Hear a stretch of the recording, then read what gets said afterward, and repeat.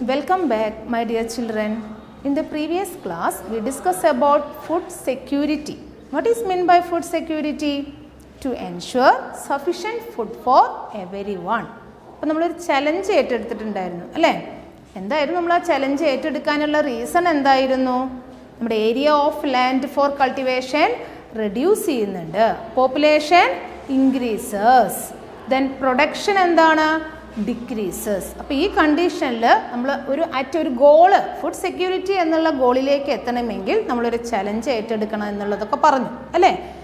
Today we are going to discuss about the crisis in agricultural field.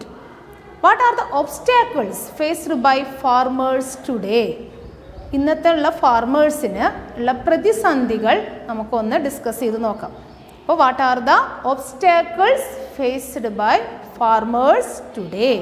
അപ്പോൾ ഓരോ obstacles അല്ലെങ്കിൽ എന്തൊക്കെ പ്രതിസന്ധികളാണ് ഫാർമേഴ്സിനുള്ളത് എന്നാണ് നമ്മൾ നെക്സ്റ്റ് പഠിക്കാൻ പോകുന്നത്.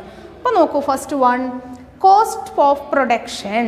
നമുക്കറിയാം അല്ലേ, ഇന്നത്തെ കാലത്ത് കോസ്റ്റ് എന്താണ്, ഒരുപാട് കൂടുതലാണ്. അപ്പോൾ ഒരു ക്രൈസിസ് എന്ന് പറയുന്നത് എന്താണ്, കോസ്റ്റ് ഓഫ് പ്രൊഡക്ഷൻ.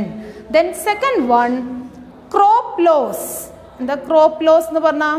വിള നഷ്ടം, ഉണ്ടാവുന്ന വിളയ്ക്ക് മുഴുവൻ നഷ്ടം വരിക, അതും ഫാർമേഴ്സിനെ എഫക്റ്റ് ചെയ്യും. അപ്പോൾ second one, crop loss. Then third one, നമ്മൾ ഫസ്റ്റ് ഡിസ്കസ് ചെയ്തതാണ് third one, lack of space. വേണ്ടത്ര സ്പേസ് ഇല്ലാത്തൊരു അവസ്ഥ, അതാണ് ലാക്ക് ഓഫ് സ്പേസ് എന്ന് പറയുന്നത്. ദെൻ ഫോൾ ഇൻ പ്രൈസ്, അതായത് വിളവൊക്കെ എടുക്കാറായി കഴിഞ്ഞ വിളവ് എടുത്തു കഴിഞ്ഞിട്ടുണ്ടെങ്കിൽ ചിലപ്പോൾ പ്രൈസ് എന്ത് ചെയ്യും, കുത്തനെ താഴേക്ക് പോകും. വിലയിടിവ് എന്ന് കേട്ടിട്ടുണ്ടോ നിങ്ങൾ? അതാണ് ഫോൾ ഇൻ പ്രൈസ് എന്ന് പറയുന്നത്. Then next one, climate change. അപ്പോൾ നമ്മൾ ഫ്ലഡ് ഇതൊക്കെ വന്ന് നിങ്ങൾ കണ്ടിട്ടുണ്ട് അല്ലേ, നമ്മൾ അനുഭവിച്ചതാണ് അതൊക്കെ.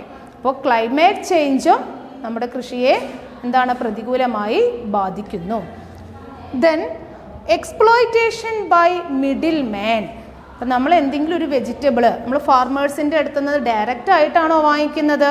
അല്ല, ഫാർമേഴ്സ് ഒരു കടയിൽ കൊണ്ടു കൊടുക്കും, ആ കടയിൽ നിന്നാണ് നമ്മൾ വാങ്ങിക്കുന്നത്.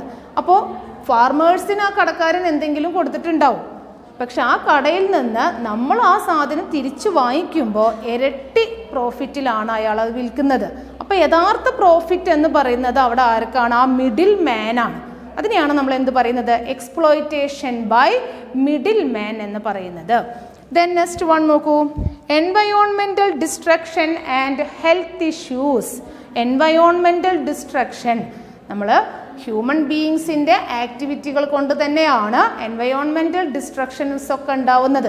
എന്തൊക്കെയാണ്? പൊല്യൂഷൻസ്, മെയിനായിട്ട് വരുന്ന എയർ പൊല്യൂഷൻ ആവാം, വാട്ടർ പൊല്യൂഷൻ അല്ലേ, അപ്പോൾ അതൊക്കെ നമ്മൾ പഠിച്ചു കഴിഞ്ഞതാണ്. അപ്പോൾ ഇങ്ങനെയുള്ള പൊല്യൂഷൻസ് എൻവയോൺമെൻറ്റൽ ഡിസ്ട്രക്ഷനാണ്. ദെൻ ഹെൽത്ത് ഇഷ്യൂസ്, ഫാർമേഴ്സിന് ഉണ്ടാവുന്ന ഹെൽത്ത് ഇഷ്യൂസ്, ഇതൊക്കെയാണ് ക്രൈസിസ് ഇൻ അഗ്രികൾച്ചറൽ സെക്ടർ അല്ലെങ്കിൽ obstacles faced by farmers today.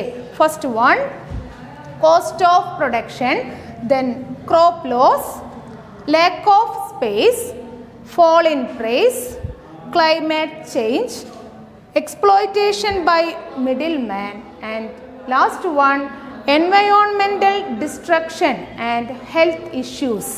അപ്പോൾ ഇതിനൊക്കെ നമുക്ക് ഓവർകം ചെയ്യാൻ പറ്റണം, വേണ്ടേ? How we can overcome this crisis?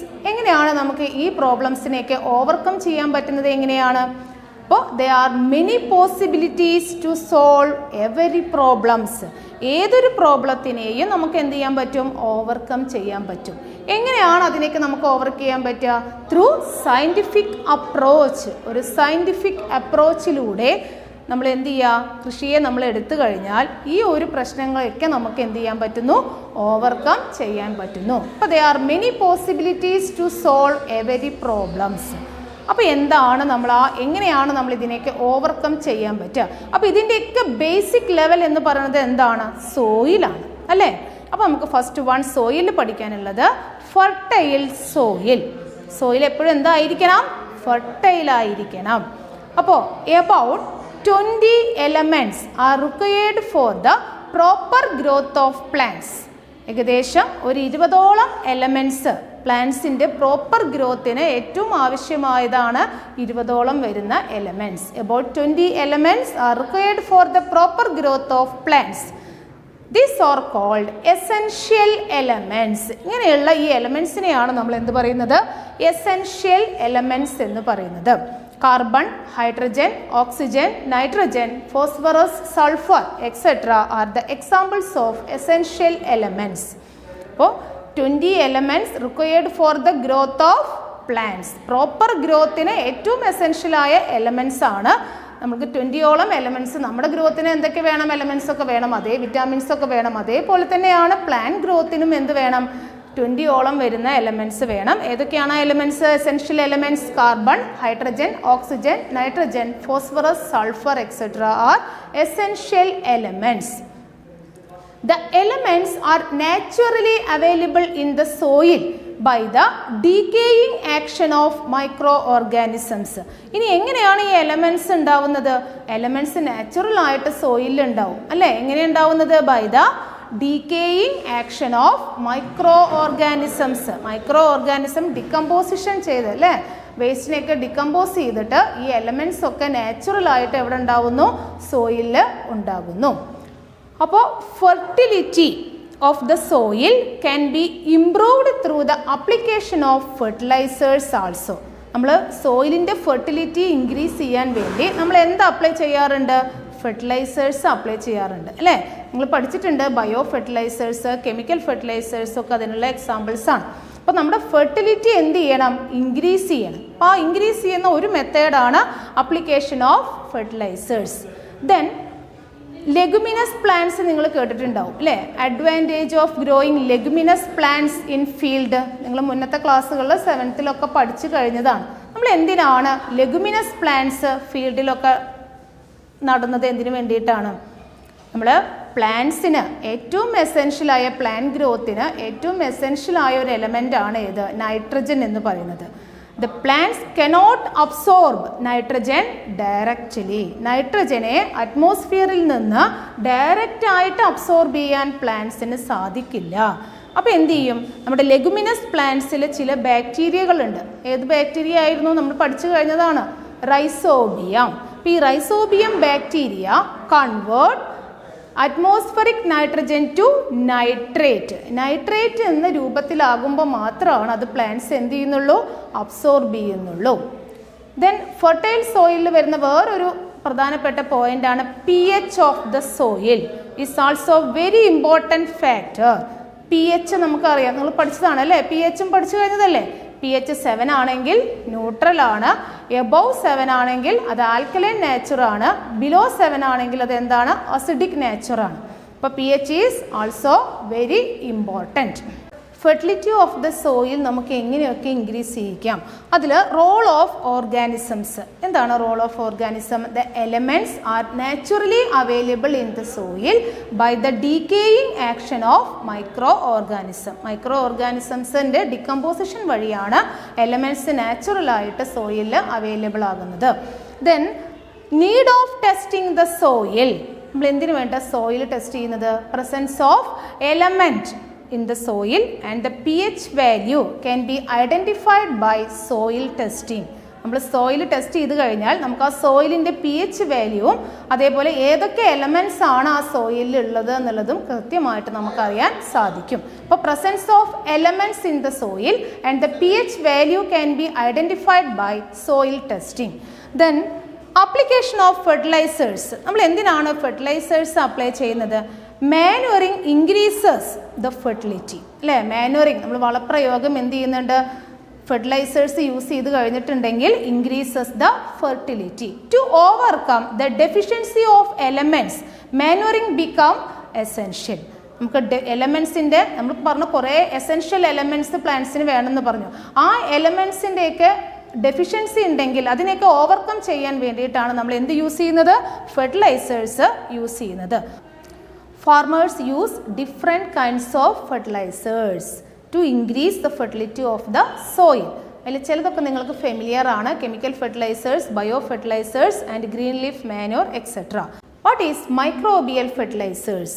Microbial fertilizers are the substances that contain microorganisms which help to increase the fertility of the soil.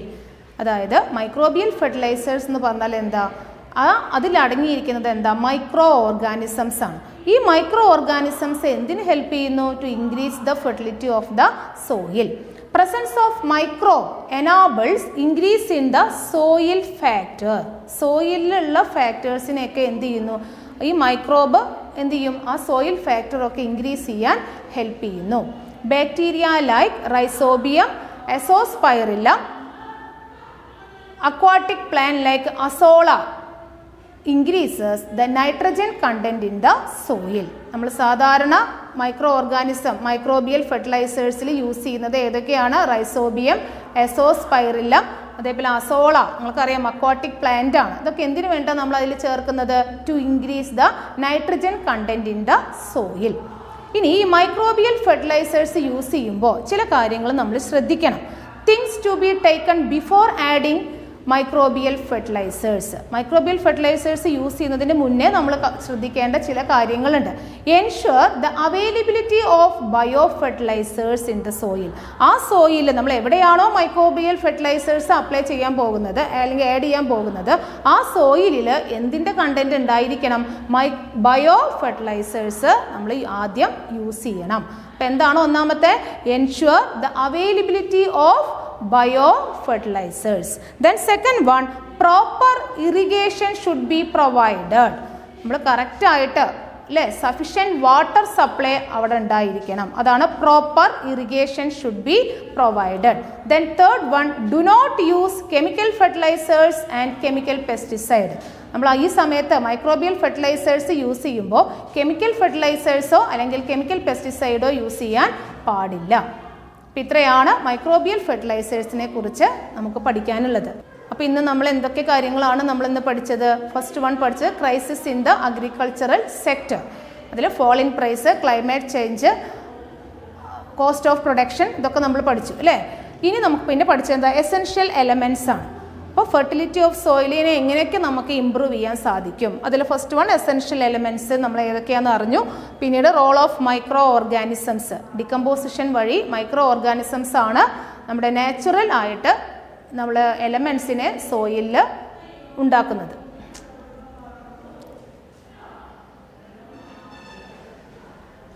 Okay, അപ്പോൾ ഇന്ന് നമ്മൾ എന്തൊക്കെ കാര്യങ്ങളാണ് പഠിച്ചത്? Crisis first. ഇന്ന് നമ്മൾ ഫസ്റ്റ് എന്തൊക്കെ പഠിച്ചു?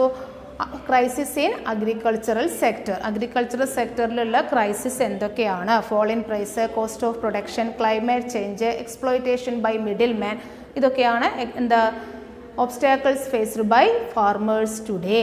ദെൻ എസെൻഷ്യൽ എലമെൻറ്റ്സ് എന്താണെന്ന് നമ്മൾ പഠിച്ചു. പിന്നെ പഠിച്ചെന്താ? Role of micro organisms. Then need of testing the soil, pH അറിയാനും അതേപോലെ ഏതൊക്കെ എലമെൻറ്റ്സ് ആണ് സോയിലുള്ളത് എന്ന് അറിയാനുമാണ് നമ്മൾ എന്ത് ചെയ്യുന്നത്? സോയിൽ ടെസ്റ്റ് ചെയ്യുന്നത്. Then application of fertilizers. Fertilizers use ചെയ്ത് കഴിഞ്ഞാൽ നമ്മുടെ ഫെർട്ടിലിറ്റി ഓഫ് ദ സോയിൽ എന്ത് ചെയ്യുന്നു? ഇൻക്രീസ് ചെയ്യുന്നു. ദെൻ മൈക്രോബിയൽ ഫെർട്ടിലൈസേഴ്സ്, അതിൻ്റെ എക്സാമ്പിൾ പഠിച്ചു. റൈസോബിയം, എസോസ്പൈറില്ലം, അതൊക്കെ അസെറ്റോബാക്ടർ, ഇതൊക്കെ അതിന് എക്സാമ്പിൾസ് ആണ്. Okay, let us wind up the class. See you in the next class.